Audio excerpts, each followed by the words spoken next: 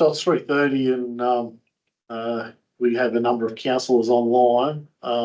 Thank you for attending our second briefing in relation to the Pines Wind Farm. I'll acknowledge the people in the room, Gavin, Joanna, rest of the Stronglow group. Theo. I'll let the new guys speak and certainly introduce themselves. But I think it's just shows the ongoing consultation, the need to make sure that we're being heard and you guys understand what council and the community is saying. So without any further ado, I'll pass over to you guys to start the meeting. You want to introduce? Maybe I'll say a few words. So I'm Theo, I work for Tag Energy. I'm leading the development team for Tag Energy in Australia. So I look after all our investments. Andrew could not join today. He's on holidays, but he's sending his apologies. Yeah, and Garth Heron here. I'm going to be presenting today, one of the directors of Stronglow Energy. Very good. Well, would you like us to start just with the rundown? So there's really only 4 main slides. So maybe we go to the next one. Yeah. So this is the technical project update.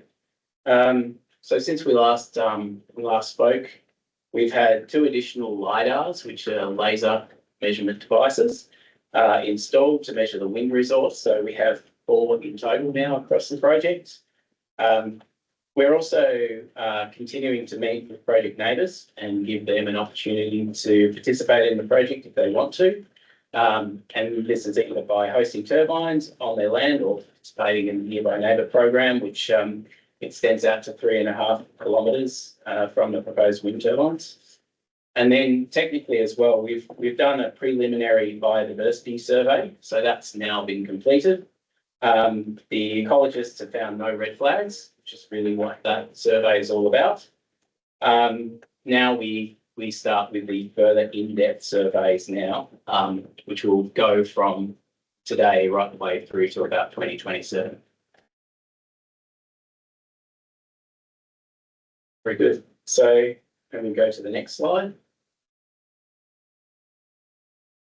Just a quick update on how we're going within the community. So we've had 8 drop-in sessions and 2 information stands. And then we've had quite a few meet the team sort of walk-in days here in Oberon, out over at the Oberon Library as well. And we've had over 300 individual communications logged now since the last meeting with council, taking the total since the start of the project to now over 1,500 one-on-one meetings or individual communications that we've logged over 12 months. So what we're doing now is continuing to listen to project neighbours. It's getting up to a point where they're going to need to choose whether or not they want to host wind turbines or whether they want to participate in the neighbour program. Yeah, we've been taking the TrueView technology out to a lot of different properties to show people what the project could look like from the dwellings, and that's been very successful today. We've done thousands of images for all of the individual landholders that have asked for them. Next screen. Yeah, so we've also kicked off our funding rounds, we'll be funding now $50,000 of community projects. We've done 2 by $25,000 rounds. The round 2 winners have been announced: Black Springs Community Association, Burriga District Community Association, the Pedjar Local Aboriginal Land Council, the Oberon Show Society, and the Oberon United Football Club all received wins out of the last round. Round 3 will close on the 31st of August. So that's out there now, and we're looking at funding a lot more. And 17 organisations have put themselves forward in applications for grant funding in the first 2 rounds. We're really happy to be putting some money into the community projects through these sponsorships. The other one that has been very successful since we've arrived has been the electricity bill credit program. So this contributes $100 to all households in the Oberon LGA and some also Bathurst LGA suburbs. Since the 1st of May, we've now spent over $17,000 putting it straight into energy costs for people in and around the Oberon LGA. Since it started, it's a great proportion of the population. And again, something we're very proud to be sponsoring. Things are going well, and I think with the cost of living as it is right now, it's been very well received. And yeah, so that's it really for the formal presentation. The next steps that we've got over the next 2 years are the seasonal bird and bat surveys. So these are the surveys that will go into our development application. It's going to be 2 years of surveys, 8 surveys total. Other assessments will also happen over the sort of next 6 months. But again, fairly technical assessments. And then, you know, most of all, I think we're just going to continue to be working with engaging with the neighbours and the local community on opportunities for participation in the project, so that we can sort of finalise the project size and get on with permitting.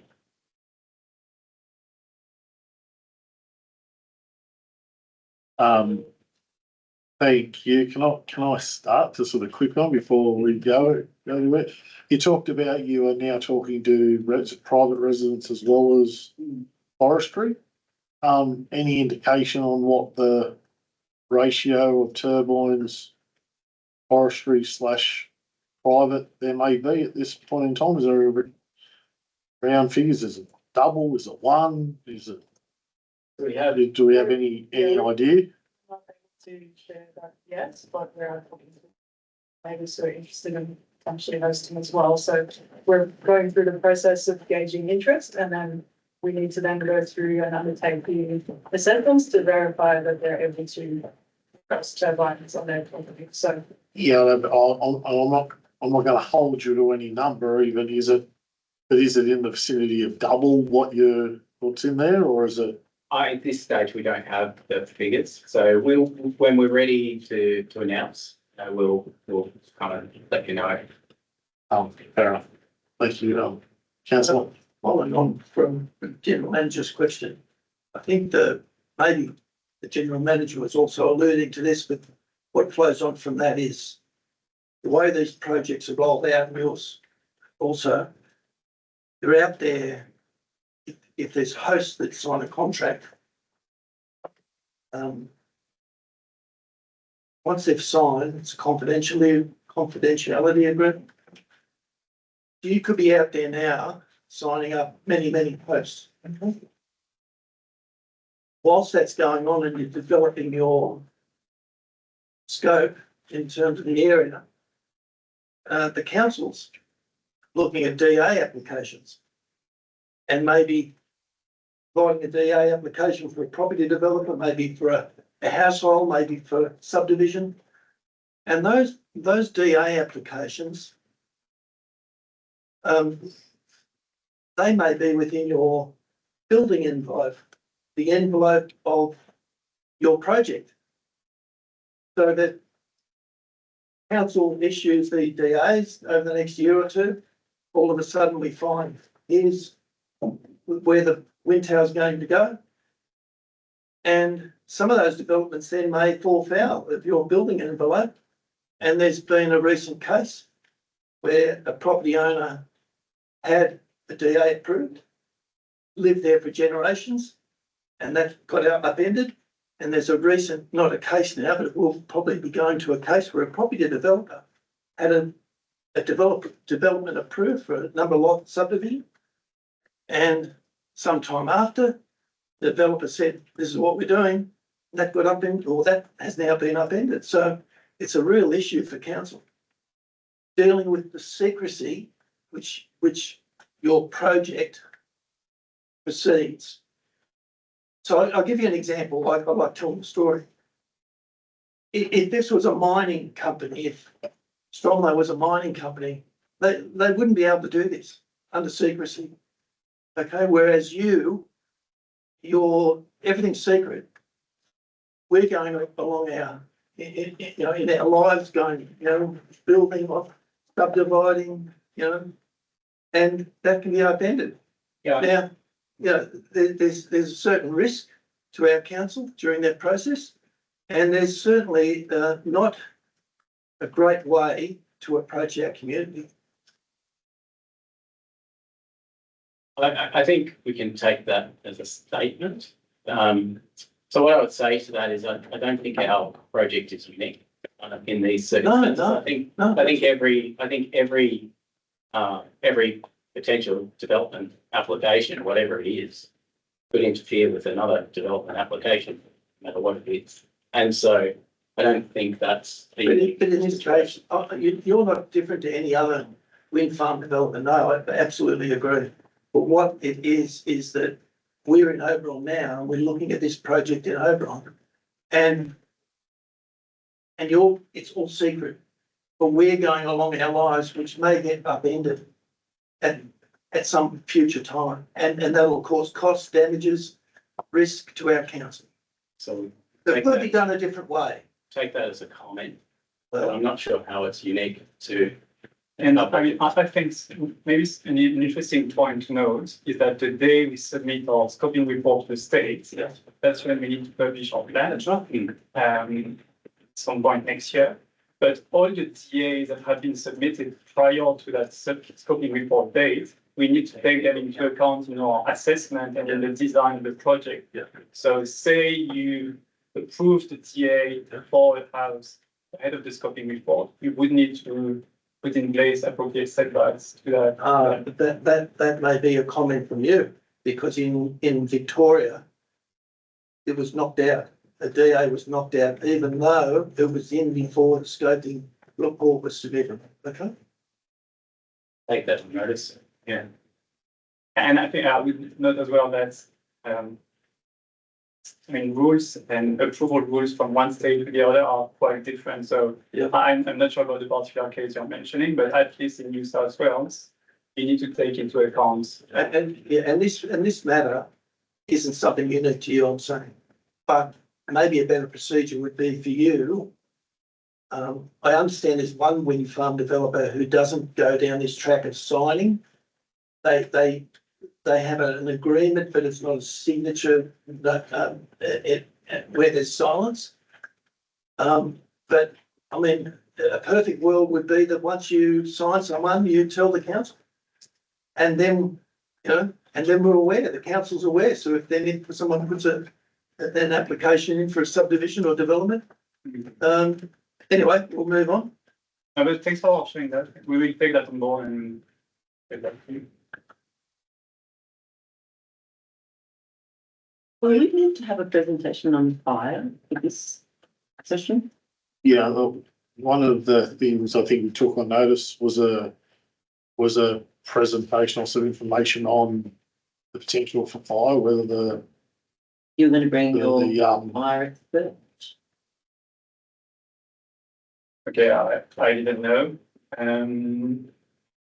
So the fire expert won't be here at this session. They are still working. So we've already engaged them and they've started working on gathering all the data, etc. And I'm not yet sure where we'll be. At which point we'll be able to do a presentation, but that's definitely something we want to do in the future. Bring them along, and they know far more than we do on fire. So in terms of timing for that session, next quarter maybe slightly too early, but I would expect that we should be ready by the end of the year. We can just keep it on. Yeah, we are definitely on board with that. We want to bring them and they have incredible knowledge that they could share. Some of the answers you will find in the written documents.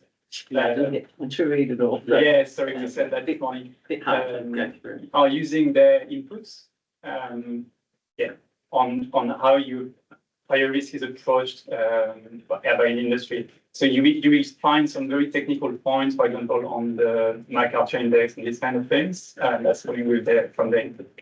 I think I saw that there. But Can yeah, I just add on to that, because it was something that I really don't know what sits as part of an EIS and what doesn't, especially when it comes to risks that sit probably outside the realm of an EIS. Mm. So where I'm coming from is, if these type of risks are exacerbated by a development, and I'll use that very loosely, don't hold me to it. How much work goes into what is the infrastructure that organisations like ours does to in fact help support fighting those increased risks? Case in point, like we don't have an airport, so if you needed to, a fire occurred and aerial strike is the way that you put it out, but Oberon doesn't have an airport. How much of that goes into the preparation of your application, or certainly as your assessment, to give councillors some idea? Is that something that sits removed, or is it something you take into consideration, or is it, well, okay, like in order to assist an exacerbated risk, council may need another 50 firefighters, RFS members, SES, like how much of that goes into your preparation of your work? So I can answer the question from a fire perspective. That's definitely something we take into account. So we assess what are the current firefighting forces in the area, and we do the full assessment and understand what we need to bring on. And I think one of the questions was, will you establish a private fire brigade? That's something we could consider. In any case, we won't request the council to pay for something that we need, such as additional firefighters if required. I'd also like to add, Mine's more about infrastructure that Yeah. council looks after now, and Yeah. what does that mean? I think what it stems back into is, we've been asking for a social and economic impact analysis and what that could look like. This runs to the heart of that in regards to, what are our current service levels, and what can we do, or what do we need to provide for in these types of developments? Now, Yes. the answer may be zero. It's all good, but is there an analysis undertaken as part of this process? I think is some of the harder questions that I'm hearing. So those types of things would be something to get an understanding of. I mean, so the answer was yes, we are looking at that, Theo alluded to. I think the other point to it, I mean, you focused in on fire, and, you know, there are, with a project like this, there are going to be both positive and negative impacts with respect to fire risk. And we obviously need to understand where that's all at before we look at, resources needed. So we're still in the process of getting that information through. But we'll share the report from the fire. I use fire purely on the basis that it was a great segue that I could use a simple example, but there's more to it than just fire. Yeah, there is. For example, road infrastructure, bridges. If we need bigger bridges to bring components to sites, we will be the one paying for the new bridge. And there was questions also around dilapidation reports. So before and after having used the road infrastructure, we do a report and repair any damage made to the road. And if a road needs to be upgraded, we need to upgrade that for that. Great segue. I'm sure this council have got questions about transport. I'll throw just a quick one in there. It is very well known, and I'm going to say, the alternate routes that the traffic can take on our local road network, which people will use should it be known that they're going to get delayed by transportation networks. I've got a real problem, I believe, that it is those alternate networks that are going to get substantially under pressure, because there is a lot of movement on our roads. Yeah. It is not only through, well, there's no movement of blades at this point in time. However, if there was, I believe it'd be quite significant. But there is still forestry activity that occurs. There's still substantial agricultural activity which uses big trucks on otherwise small roads that do lots more damage than what they would on a regional network. Yeah. And I'd really like that to be considered as part of any assessment that you put in, because the roads are out there, and a simple conversation with people who use them would give you that understanding about what type of pressure that would add. So it's like a second order assessment, like you've got primary impacts, which would be by our machinery moving. What you're saying, there's a second order to it, where you'll see the migration of traffic away from those routes onto other routes, which would cause additional damage. And that is because you will take, I believe, the shortest distance between 2 points theory when you're looking at your construction or certainly traffic movement processes. So we still have yet to do the transport study, so the transport study will come. And when we get to the transport study, we'll make sure that we incorporated that question. Oh, and I've just one more. We go. Sorry, council. I'm sure there's plenty. How much will you dovetail off other like transport studies that we're starting to see now? Or do you remove all that and just start from scratch and go from there? Yeah, we would definitely start from scratch when we do a study like a transport study. And that's because we want to consider all options. We don't want to narrow ourselves down to something that's already been studied. Because you never know how good that study was. So yeah, we would start fresh. That's the answer. We also have to consider our component sizes, so we're not all looking at the same component sizes from project to project, so to make sure that all options are considered. I'll settle down. I'm trying to find that we do have councillors online, but they are remote, and I'm trying to, if they have questions, they will come through, I'm sure, but I'm trying to remember and pose questions that have been otherwise posed before. Council, step in if you think I'm overstepping the mark. So just following with the transport, are you aware of the alternate route that the Paling Yards project has now put in front of the community? No. No. You're not? Not aware.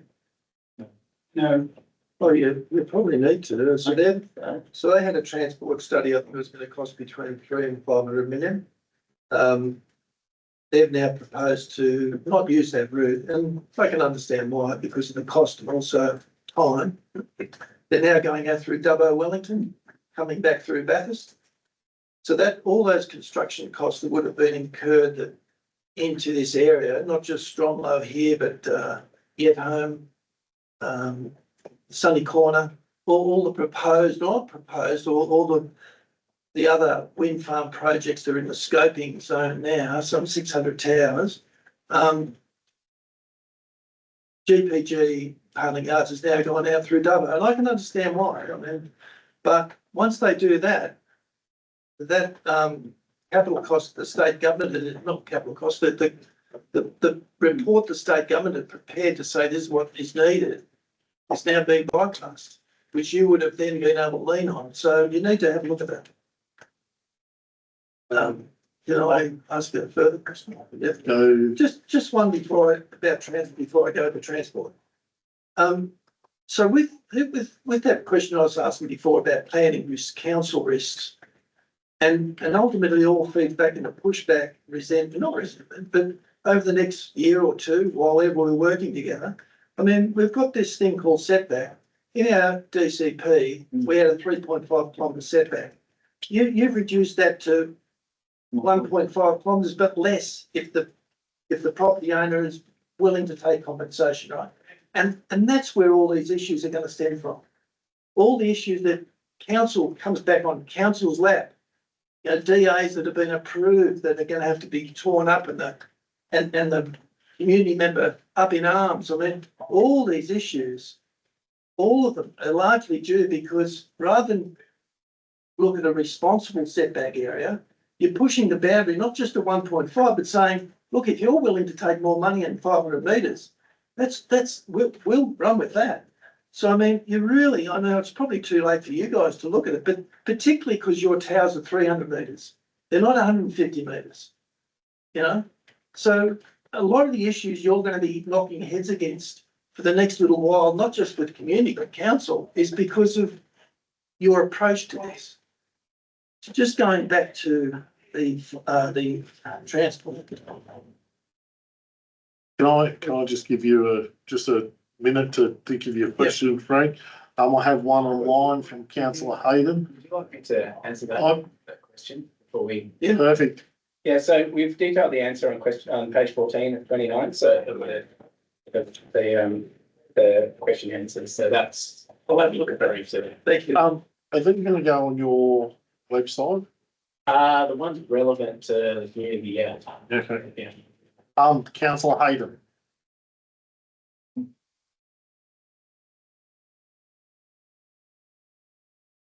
On mute, councillor Hayden.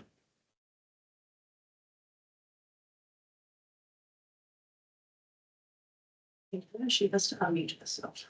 While Council Hayden's just getting organised, can I just run onto this transport one? So with the transport, I mean, we're a community, Bathurst, Oberon, Yet Home, we're all part of the community. We all know people, we all live together. We all, go to the same places for recreation. So with the GPG Paling Arts that you say you don't know about, it's now been in the ether for about 4 weeks.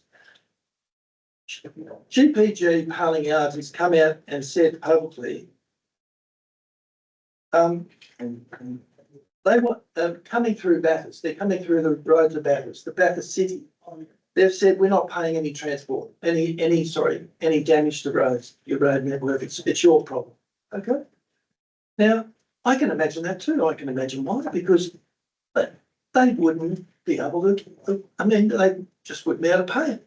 You know, it's like we had a small project at Cadia. I think it's 4 or 5, between 5 and 10 million road damage for 45 towns.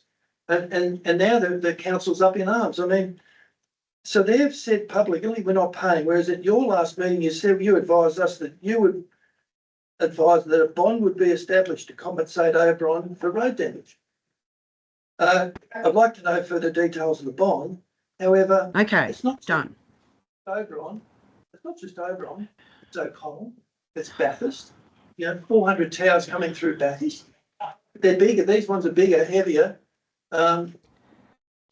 It just seems as though it's easy to say, look, we'll give you a bond, but we need a little bit more detail on that, how you're going to determine compensation. Okay, I'm unmuted. Can I ask my question or make my statement? Answer to that? Can you guys give Frank an answer to that, please? Yeah.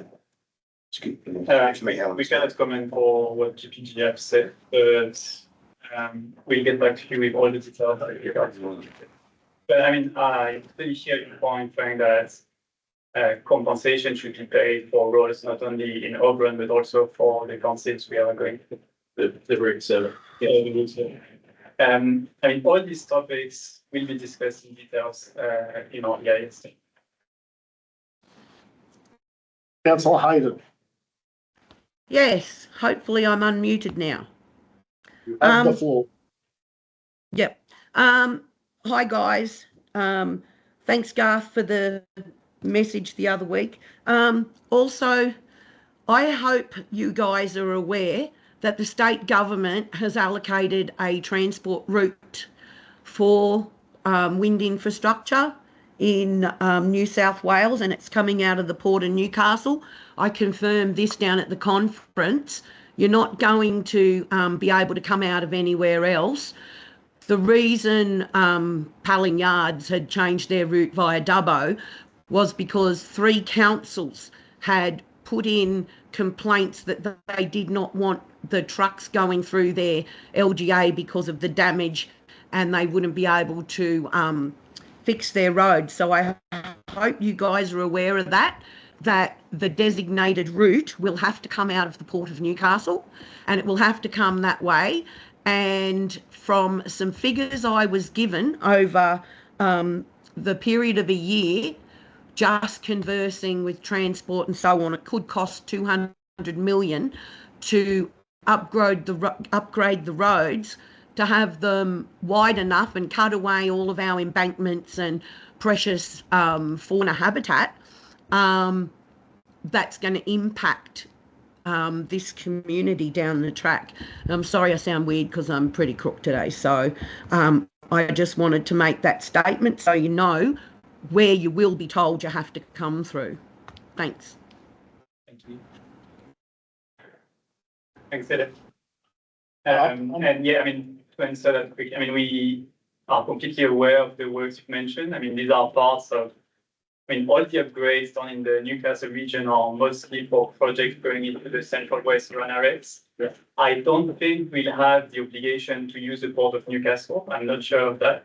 However, given all the upgrades they are doing to these roads, it's most likely going to make it easier for transport route to come from the Port of Newcastle. So that's definitely our number one port we are looking at right now.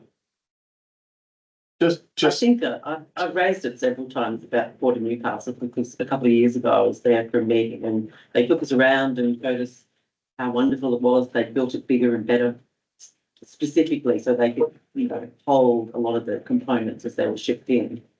And I've always said I don't understand why you think that if you come through South Australia or perhaps Victoria, and those governments would allow you to bring a New South Wales project in on their roads, because you would have to get their agreement for their upgrade of their road. And actually, coming from another state makes life much harder because you need to get some interstate transport permit, etc. And in the end, I mean, whatever route we use, we'll get all the authorization we need to get to do it.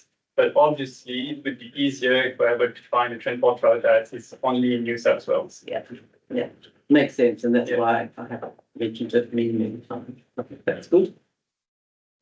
Just before we keep going, there is a number of questions coming in online from residents who are watching. Under the terms of us setting up this agreement with the Pines, it's questions asked by councillors.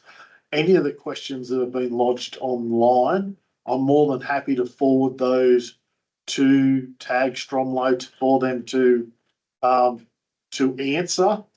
And the way that we're doing this is that they'll answer them through their online portal on their website. So please, we are not trying to stop or censor the community. It's just the way that this arrangement has been set up.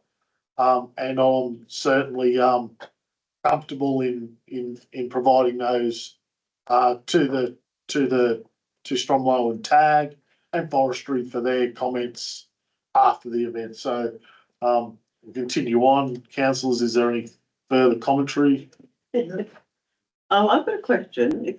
On page 1 of the question that you did, where we talk about the New South Wales wind planning guidelines and the 1.89 million per annum, which is based on 250 wind turbines. The sort of what sort of stood out to me, it says that 85%, not less than 85%, would be administered by the council. Who administers the other 15%? That's our discretion, I think. I don't know the detail, but that will be our discretion to share that benefit with the community. So I think it's up to the proponent to propose. Yeah. So you have so that's it. So council gets 85% and approximately 283,500 is something that you manage. We would propose it as part of our development application, so how that's going to be administered. Okay. Maybe an important point to note on the 85% is, I think the guideline says it cannot go into the general budget of the council, but needs to be organized in the way the decision making is done by the community. So often we see a community reference group being organized to take this decision for major projects. Yeah, so the 85% is handled, but it could be a group of Exactly, yes. sitting together Yes. and making sure that it's. Yeah, it's actually specific that it's not general revenue for council. No, I didn't see it. I was just understanding the 85 and 15. And then, the payment, so is that based on the maximum capacity of 7.2 megawatts per tower?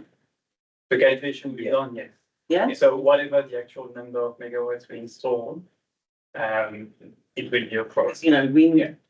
normally it's like 25 to 30 or 40% is the, So no, With the no, and implemented- that's a good point. So we talk about the installed capacity in megawatts. Yeah. Whatever the generation factor is ultimately, the amount will be fixed on the installed capacity.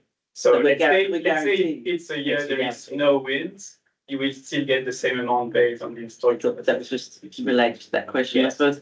Sorry, Frank. And then that follows on, so it talks about 250 wind towers, and on page 2, you also talk about a draft layout with 250 wind turbines. Can I now, Gavin knows I keep asking this question, how much land is being used for 250 wind turbines? Because you're stating there's a draft layout.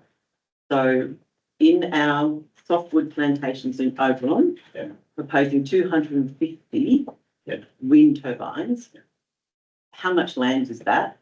And secondary to that, Gavin, is there's 0.7% of our softwoods being allowed to be used for wind generation. If I get a calculation on the 250, that will give me a much better idea of how much is being hosted of the 0.7% in Oberon. Yes. And do you wanna, we take it on notice or? You must know the size, you like you do wind Yeah, I think wind it's, project all the time. Yeah. Yeah, Yeah. so I can answer that. Okay, thank Yeah, you. so, we have 5 projects across New South Wales. Yeah. That's very good, and we know where the balance of the moment, and they do reflect that.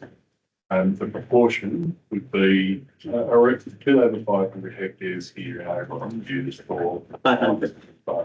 It's fractionally more than that, I just, No, so I'm putting it in the bid over. no, I just wanted to get a, Yeah. And the reason I'm putting it in the bid over. Yeah. And not giving you an exact number, is I just can't, I don't have that number in my head. This team will go through a range of different things that I'll work out what that's gonna look like. But it'll be somewhere over 500 for this particular area. and how much is, what's the total of 0.7? How many hectares we Yeah, do? 1,673 is for all, that's the total foreign for Yeah. all projects. Okay. And that number hasn't changed. The only reason that number would change is if we dedicate more area in state forest, and so that becomes available for use, and that comes into 1.7% calculation. And the replacement will be put under plantation, it says in the legislation. Is that softwood? Yes, Replace- it must be be softwood, so it must be within the same supply zone, same productive capacity, same rainfall. So I think I've given similar examples around the state in the past, as other black government areas. Mm. So it couldn't be the forestry corporation goes and acquires land, say for example, in the Willenbar, and it's in Hardwood plantation, that's outside the rules. Yeah. Must be softwood location in the local government areas, or within the supply zone. So you are sort of restricted to climatic conditions that are suitable for softwood, which is where you currently are tumour That's the way, yeah, so we, Oberon. same sort of thing, we can go out to somewhere like Dubbo and try and plant pine trees out that way. It's just not gonna work ecologically for us, no production units, it needs to be like. And is it new land or existing forestry land that you would have to put these plantations on? new. Certainly just following on from that, sorry, I'm trying to segue in. Gavin, one of the major concerns that, communities had when forests buy up new land is they're under an obligation to do this 2-for-1, whatever the upgrade is. And fertile agricultural land is then taken up to meet this requirement. That there is a concern in our community that good agricultural land will get taken up by trees. And look, if nothing else, if you're looking down that path, please take this as like prime crop and pasture land is something that we take for granted and we shouldn't lose it.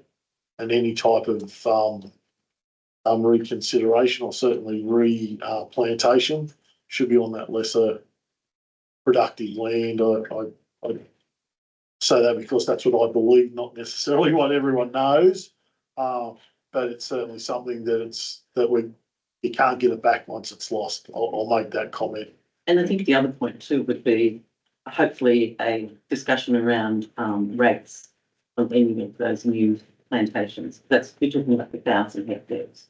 Actually. Yeah, that's the way. So, yeah, we do have to take into consideration for land use, of course, with the productive capacity of the land. That's just what we've got to do.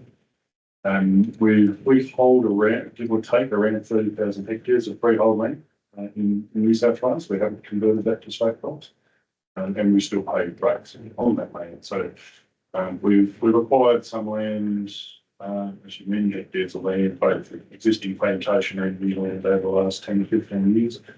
We have retained that in freehold land and still continue to pay rates. So I think that might cost me so far. Just before you get off that doesn't mean that you've already purchased the land to offset this. Is this new land that you need to purchase?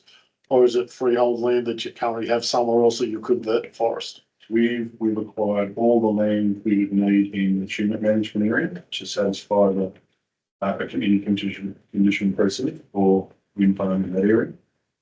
In this area, look, it's around 600 hectares, give or take, that we've got left to go. So we have acquired land already over the last, since the change in legislation of 2021. So from 2022 onwards, we've acquired land and that can count.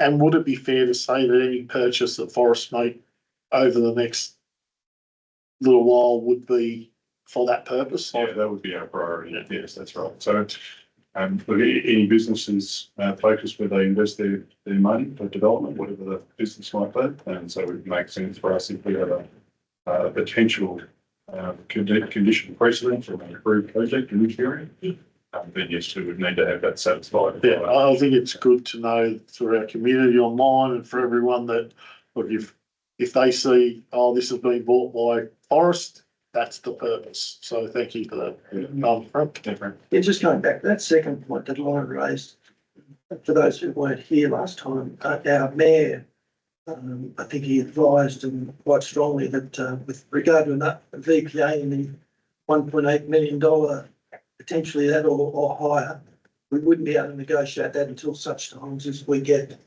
a social economic impact statement, because the road repairs may be 3 or 4, 5, 10 times more than that.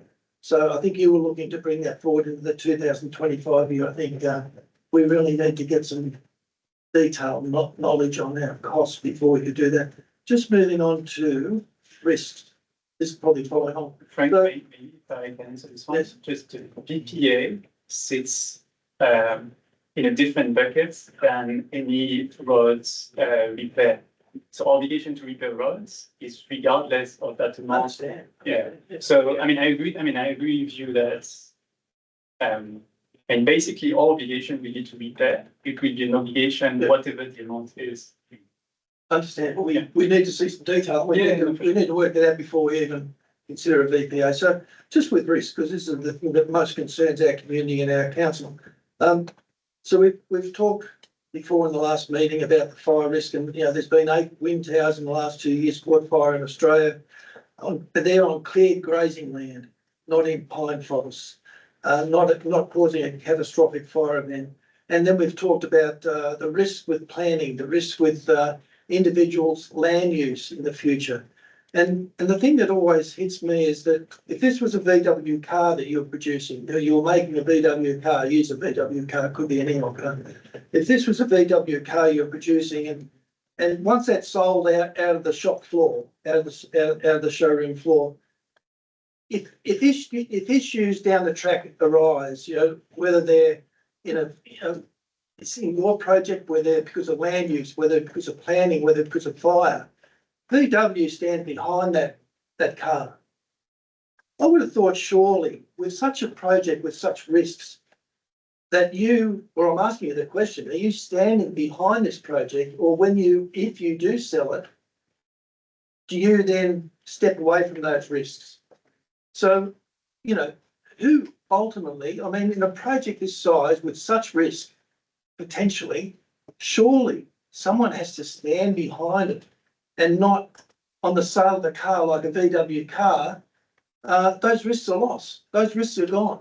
The next car owner, he can go back to VW, but back in Oberon, we can't go back to Stromlo. Yeah, so Frank, it's the same for wind towers as it is for cars. So the wind turbines themselves, when we buy a turbine out of Europe. No, sorry, just let me, it's not the turbine I'm talking about, it's the risk. Yeah, as in the planning risk, the decision you're making, they have a setback of 1.5 or 500 metres. It's your decision making through the process that has enhanced the risk.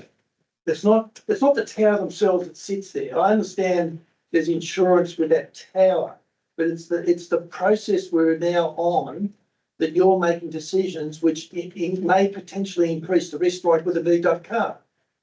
Anyway, so I'm just saying, I was asking you the question, do you stand behind it during the 25-year life, or once you've sold, if you do, you might not sell it, but if you do sell it, do you then not cover that risk too?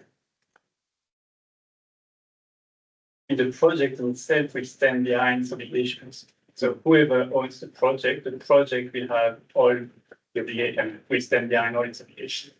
For the life, for the life of it. So the obligations move with the project. Okay. So with the DA case, someone's had a subdivision and all of a sudden they find they've had it approved, they're in the process of near construction, they've spent a lot of money. They then find out that your project the envelope's going to fall over their property and they get it withdrawn. Who wears that risk and cost if you've then sold, or even if you haven't sold? Not sure to get the. Yeah, I think you've conflated two things. So when we're talking about planning risk, and I think we've spoken about this before, this is not unique to wind farms or wind farms. It's inherent with all planning. And the way we're assessed is that we have to take into account any approved planning, anything that's approved, when we start the process, the official process with the state. But in that time, you've signed someone up 2 years ago. You've got them to sign a contract. One of the hosts, they've signed something. Yeah. But it's all secret. But we can only build what we can permit. Absolutely. So throughout the permitting process, we'll have an assessment done of any development applications that have already been lodged, and we need to take those into account. Probably, yeah. Hey, yeah, I just want to note there that, under the Paris Agreement, I think, it was designated that you did have to protect farming land, so that's just something, by the way. I just seen your latest, brochure, you're saying 35 years. Yes. Now, where are some of your towers that have lasted 35 years? I see in the brochure, the latest brochure that you put out. Yeah. Had 35 years. Yeah. And I just want to see where you have towers running for 35 years. So in Australia, the oldest wind farms in Australia, I think, were put in probably in, 1998. If you look back, So they would be Crookwell 1, the very earliest ones. So they're going on towards, what is that, 30 years? 30 They're years. all still running well. They are. And when those turbines were put in, the kind of warranties that we had on turbines were probably about 12 years. So since then, the quality of the turbines has stepped up markedly, and the way they're manufactured. And those 12-year warranties have now extended out well beyond 30 years, which is why we say 35 years. You still have a lot that aren't under that warranty, under the 35 years. So as the industry has matured, the quality of the machinery has gone up, and the expected lives of wind farms has extended. We have yet to get to the stage in Australia where we have the large machines being decommissioned. That's likely the next few years. Yeah, so you've got a lot to be decommissioned. Can I Yes. just add the beauty of Google? Oldest commercial wind farm to close, as cost of repairing is too high, was Codrington in Victoria, commissioned in 2001, and it'll close by 27. So it's 26 years. Yeah. Yes, And was four turbines installed 20 years ago. So in the meantime, technology evolved, and the warranty we are getting from the manufacturers today is 30 year lifetime. Yeah, but I'm just saying there's the oldest one. Yeah, commercial. we have a big backload of stuff that you've got to recycle, take down, and more devastation to the environment to do that. Is that one of your projects? Was it someone else's?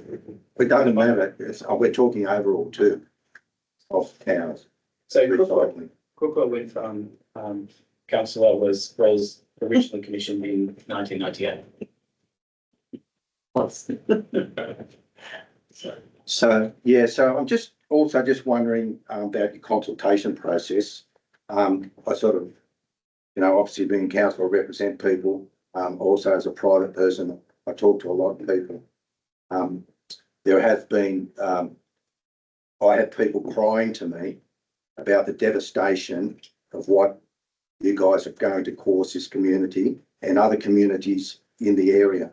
So I have people that have said they've just been put a thing in their letterbox and we've got to look at this.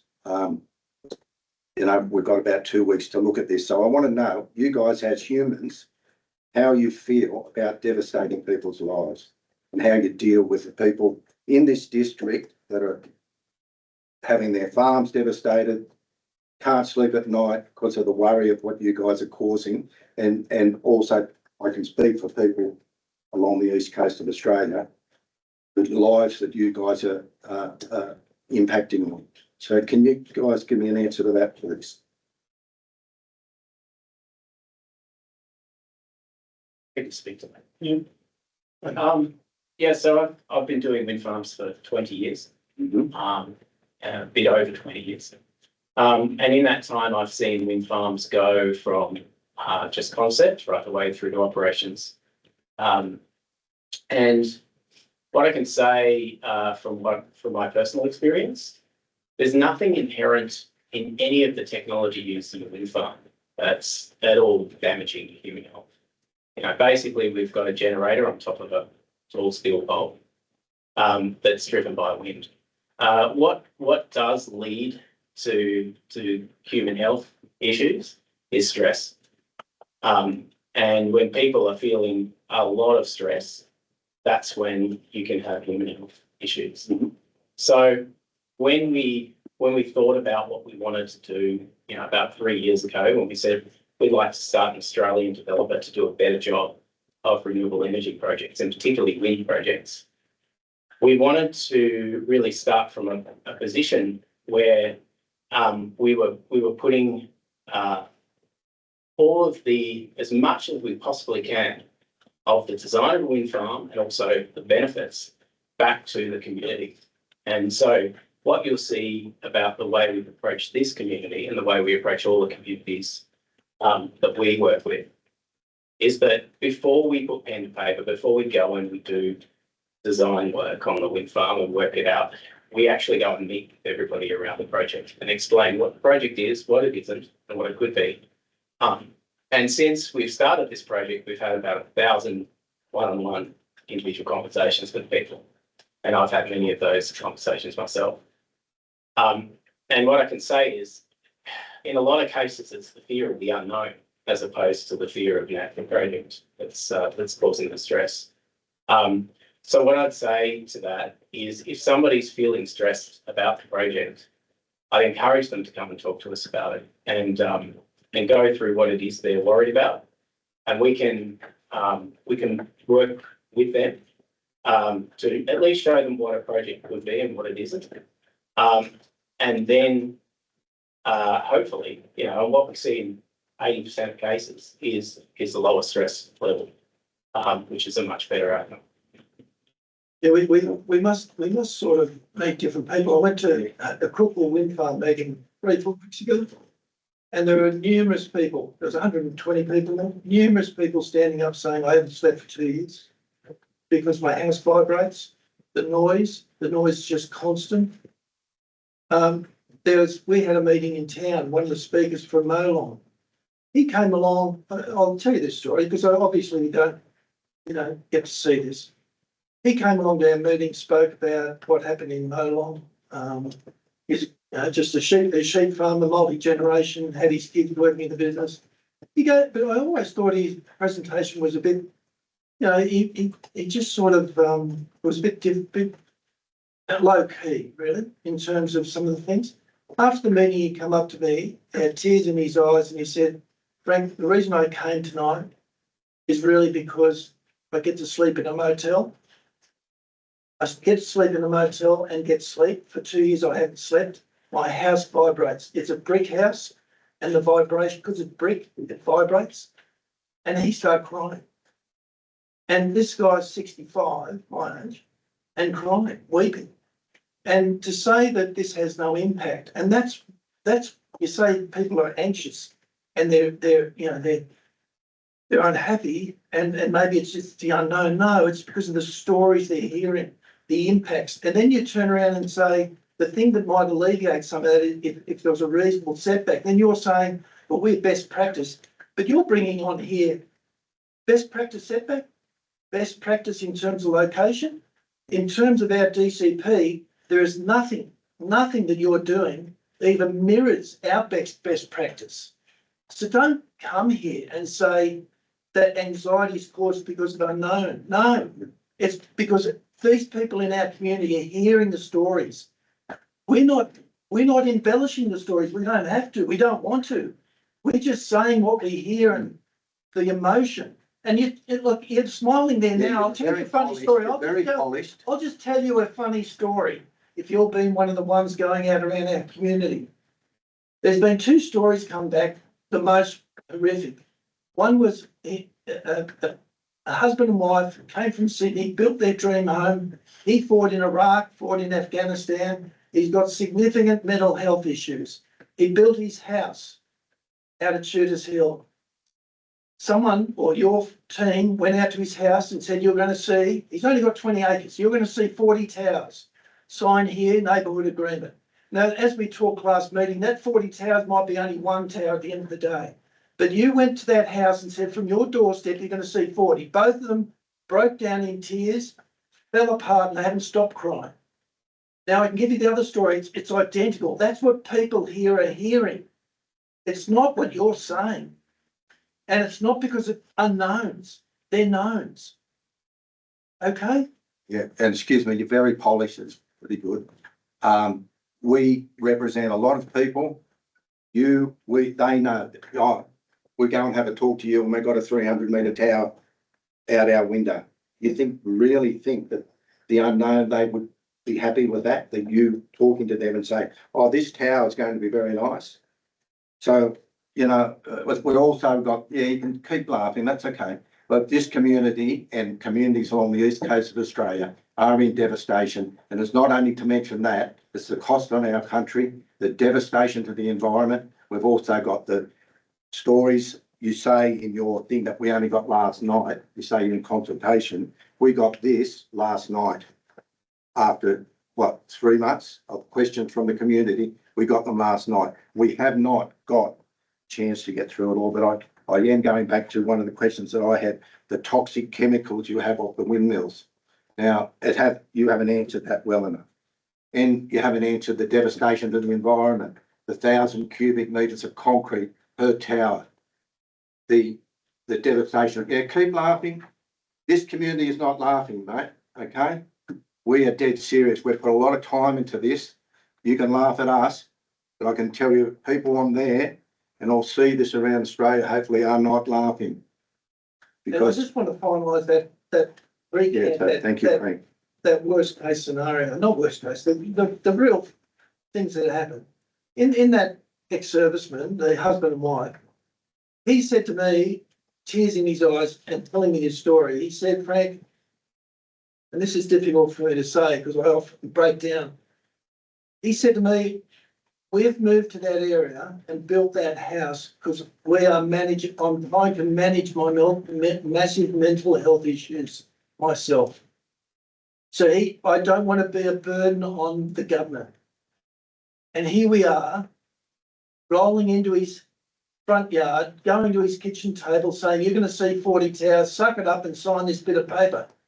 Now, that's the reality of it. And silence, we got no, then you have to take that into account, the devastation you're causing. Nobody's got any answers. My answer is we as a community do the best we can to fight this. So I've just got a few final questions, if that's all right. Yeah, I've just got one. There's been some comments made and certainly you'll take them on board, I'm sure. One of the things that rings true that we understand and we've been cognizant of when large scale developments are lodged is the process around consultation is all good and well until a state bureaucrat says 28 days, you supply 4 volumes. And you know what? You pay a hell of a lot of money to have these consultants come and do this work, right? And to give communities such a short period of time to be able to, in fact, absorb and go down that path. I understand there's a legislative requirement, but as a developer or as a proponent, you also have the power in your application to suggest and make recommendations about making consultation a lot greater than what because it is a minimum of, it is not a maximum of. So giving community and giving people the opportunity to in fact critique applications is something that, as someone who's sitting here just giving you the words of the public and what I've dealt with previously, is something that goes a long way to get social license. I really do think that. So it's something that I'll leave with you guys to consider. But the concerns over residents and of joining landowners, they are real examples. So please take them for what they are, and please have that understanding that there are communities and there are people that want to see something more than just the standard. If that's a way to put a line under that. Frank, you said you had a couple Yeah, I more. just got to, just so for the future meetings and maybe this meeting, there was just from the last 20th of March meeting, there was just a couple of matters that were raised, as Lauren said, that, you're instructed that you'd be bringing along the fire expert, but that's okay next time. There was a copy of amended presentation. You're going to forward that for the errors. So we haven't seen that. If you can just write that down and maybe get that to us. There's a couple of errors. Number 2, you went through the issue with planes and how they fly 13,000 feet, so there's no issue. But with light planes, visual flight rules, they have a minimum 150 metres or 305 metres, depending whether they're flying over open country or a populated area. So with light planes, 300 metre towers is going to have a significant impact. So that wasn't taken into account. I think you need to look at that. With the copy of fire risk assessment, you said you might be able to bring that along, your fire risk assessment. And you stated openly in the last meeting that there would be a net reduction in fire risk. That's quite a bold statement. Given that we've got a fire report prepared by the Forestry Hub, that was very comprehensive, saying that we're heading into a higher risk period where we will have the likelihood of having a 5,000 to 10,000 hectare fire is very likely, and the likelihood of having a 50,000 Bombala 50,000 hectare pine plantation fire is possible. I think that was a bold statement. And then I just wanted to make the comment, just the net reduction in fire risk in the Oberon plantation result of Pine Wind Farm project. Does this hypothesis include both ignition and catastrophic fire conditions? So if you can just get back to me on that. And then you also mentioned in terms of the copy of the contract or an extract from the Forestry Corporation regarding rehabilitation. So it was offered that you might be able to give us, you can't give us the full contract with forestry, but you might be able to give us the one that might give us a little bit of insight or comfort regarding rehabilitation. That's about all. So Frank, that question on the rehab, the decommissioning and rehab, I know the team did address that, and that's in the. Yes, and I think you said you might be able to give us an extract from the actual contract. No, I didn't say that. What I said was we'd be able to collaborate on giving you some information, which has been included in that pack. Thank you. Yeah. Just with the decommissioning, it doesn't really, is that the answer on page 4? Because it doesn't really talk very much in detail on decommissioning, because decommissioning is, are you going to remove 1,000 cubic metres of concrete and steel out of the ground, or are you just going to shear across the top? Because that would mean that that land will never ever be able to be used again, because it's just full of concrete and steel. So that's my question around decommissioning. Yeah, that was the hourglass. That was why we were confused, because the presenter gave us the hourglass analogy, saying it's like an hourglass. We'll remove what's in a certain way. But I think we all understand you're going to be leaving the concrete there. So we've answered that question in the back. What we said is current practice is to remove everything up to 50 centimeters below ground. Yeah. And then it will be down to what's the regulation at the time and what's in our planning condition in terms of decommissioning. That's right. So that's basically the concrete, 1,000 tonnes or more of concrete. It's because the obviously the tower bolts on. Yeah, no, you're correct. Yeah. But to answer Lauren's question, we would always need to rehabilitate surface so it could be used for the same purposes that it's currently used. So it would I be can grow a softwood tree with concrete and steel underneath. You could use it for a road. Huh? You can use it for a road. A road, yeah. You can have a lot of roads in forestry. If the turbine, Oh, come on. the turbine currently would sit either adjacent to or like on a pad. And we've got pads out there at the moment that are currently used for modeling. It's very significant. I know you talked about layup areas. That's a lot of layup areas. 500 hectares. So it's two 50 turbines at the moment. But the 500 hectares, that's also in The whole area, yeah. It's the whole. Yeah, so that's roads and That's the, yeah. So, when we think about it, there's an area that we could potentially still use for log engines, that would be okay, because the concrete base would just sit below the gravel surface and still be able to use that. Log trucks would sit on top, the loads would sit on top, and free up land somewhere else within the plantation for the ponds. So it's a possible solution that would be part of the commission plan.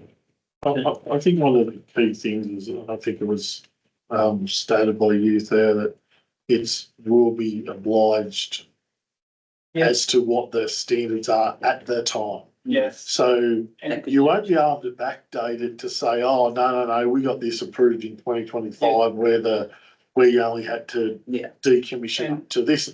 And I don't want to answer the question because I don't know what it's going to be like in 35 years, if that's in fact what it is. yeah, and I think something what's the alternate way of doing energy today? You burn coal. If you look at the coal mine today and how they are being rehabilitated, it's a question, I think, in total area, like the paths that we have for the turbines compared to what a coal mine would be doing instead. It's important to look at the impact related to other sources of energy because yes, there will be impacts. And the regulation at the time, maybe that we have to remove everything. There are arguments that go into leaving it because digging everything up, redisturbing the land, etc., to do the decommissioning may not be something you want to do. Can I make a suggestion that when you have a look at the New South Wales State Planning guidelines, they are guidelines, so they're not minimums. So I'd go as far as to say they are minimum standards, not maximum standards, and take into consideration what the people are saying and what you get. Can I also say that I've just had a quick look through your questions and answers. I'd highly encourage you to supply this document as it stands because it gives you an understanding about, one, what the questions are in the community. You understand them, but is a community member who reads this, like I'm pretty sure there's a fair bit of time gone into answering these questions. So I don't know where the commercially confidence is, but certainly leave that to you. You need to make that decision. And The Q&A, I mean, we consider that would be public, so Yeah, you can, it's public facing. yeah, if you'd like to put this on your website, you can. I thought I asked that question to start with, and you went, no, we'll only do the ones that are applicable to the community. I said I would put the ones on our website that are applicable to the community, but if you'd like to publish them in Police, please do. Could we have a look at it, our council, have a look at it before you put it on the website to ensure that it doesn't need any more clarification? Councillor, I'm not for 1 minute suggesting the questions are right, the answers are wrong. I'm not suggesting that at all. What I'm saying, what is here gives an oversight to the community about, one, the questions that you guys have been asking. Yeah. Whether they've been answered correctly or not, I'm not suggesting that that's the case. I'm just saying that there is a whole lot of questions that are burning in our community. You made the comment about unknowns, and this may at least give someone the opportunity to say, well, hey, that's not right. I can ask that. I can deep dive into that question through council or through the proponent. So I think it's a really good start. it should be on their website, not our website, because I think it should be on their website because that's right. council hasn't made a decision either way on what its position is. We should be hosting that information, but they can. And then as community members, we can respond to any answers that they've given if they're.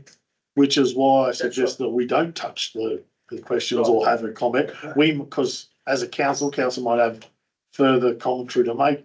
And to be honest, you have that direct line to the proponent now. Yep. But yeah, I don't see this as a council role. Because we're just posing the questions, and you, as part of your response to our group, you said you'd put the answers to those questions online. And I think this goes a long way to say, well, this is what we've done. It's purely a comment. Before I ask you three, any councillor online, is there further questions that you might want to ask?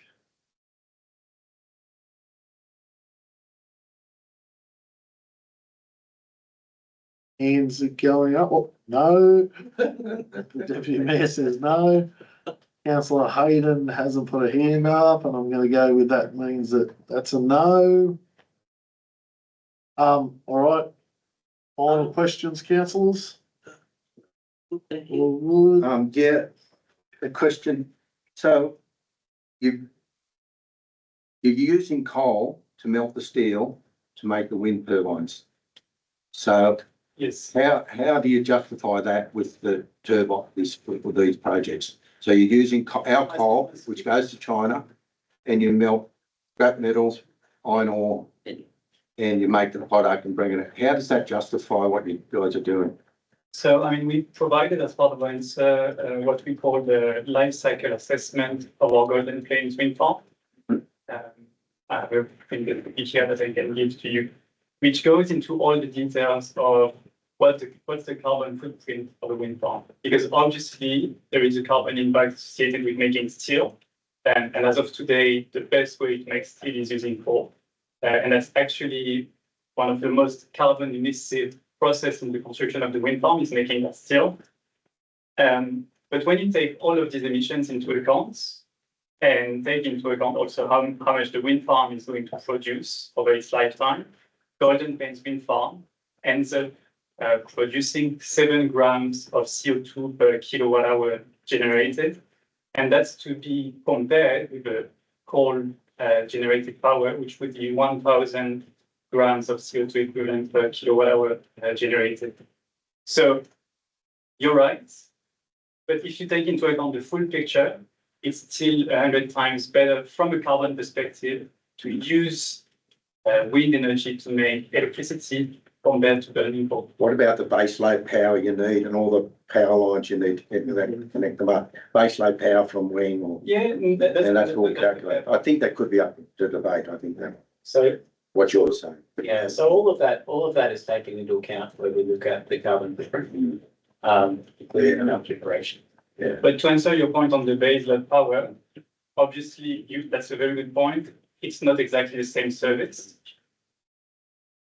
But taking into account the additional transmission line that are required and the firming up of the capacity using a long duration storage and batteries, etc., given it's 100 times lower, studies are showing that it's So that document's saying it's okay, the devastation that you're causing the environment, the Australian environment, is better than having one coal power station. Yes. You're saying. It's- and the associated coal mines as well. Big statement. You need to take into account the coal mines. I mean, you look at the coal mine, what's the impact it has? But you're gonna need coal forever to make your wind turbines. I mean, to a much smaller amount. I mean, you need And much burn smaller- and recycle all the towers when they come down. You need diesel to You need a dig much out the smaller concrete amount and of all the rest. So you've calculated all that. Yeah, Amazing. Okay. I'll get people to look at that one. Yeah. Once again, conversations never, everyone's not going to agree at all points in time, but thank you for coming to council again and presenting yourselves in the way that you did. I appreciate that. We'll do it again in 3 months when you're a little bit further along and you hopefully got some ideas about what the numbers are and whatever you've found along the way. Thank you, Gavin, for also attending.